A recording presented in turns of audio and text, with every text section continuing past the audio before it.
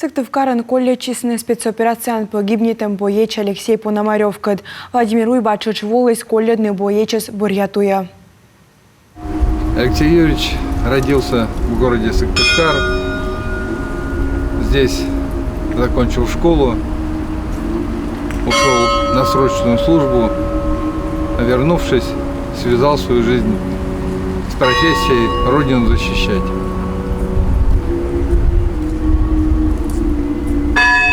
По приказу командования ушел защищать нашу Родину на СВО. Сражался храбро, профессионально.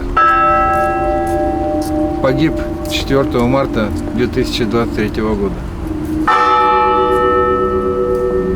Наши ребята сегодня на передовой сражаются за нас с вами, за наших детей, за нашу великую и неделимую Родину, за нашу независимость.